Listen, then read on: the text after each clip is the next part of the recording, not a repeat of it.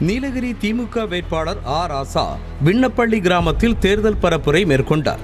அப்போது அங்கிருந்த இளைஞர்களோடு இணைந்து வடை சுட்ட ராசா மோடியின் வடை என கூறி அனைவருக்கும் கொடுத்தது சிரிப்பலைகளை ஏற்படுத்தியது.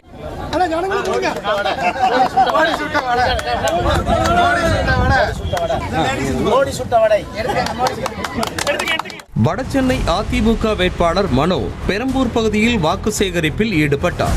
அப்போது அப்பகுதியில் உள்ள உணவகம் ஒன்றில் சப்பாத்தி சுட்டு வாக்கு சேகரித்தது வாக்காளர்களை வெகுவாக கவர்ந்தது.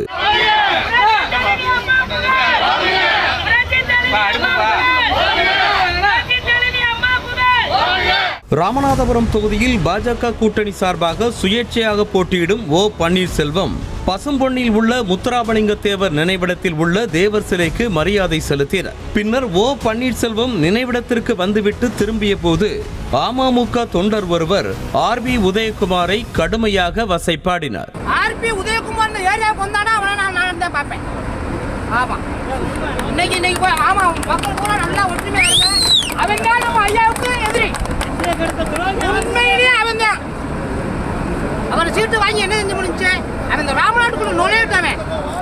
கோவை மாவட்டம் கோவனூரில் அதிமுக கோவை நாடாளுமன்ற வேட்பாளர் சிங்கை ராமச்சந்திரன் கவுண்டம்பாளையம் MLA அருண்குமாருடன் இணைந்து வாக்கு சேகரிப்பில் ஈடுபட்டார். அப்போது பாலமடையில் உள்ள ஆதிவாசி மக்களுடன் சிங்கை ராமச்சந்திரன் இணைந்து பாரம்பரிய நடனமாடினார்.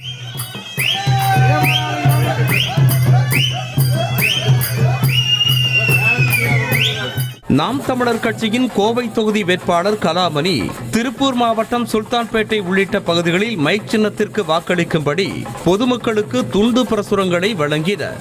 முன்னதாக சுல்தான்பேட்டையில் கட்சியினரோடு கலாமணி ட்ரம்ஸ் வாசித்தும் நடனமாடியும் ஓட்டு சேகரித்தார்.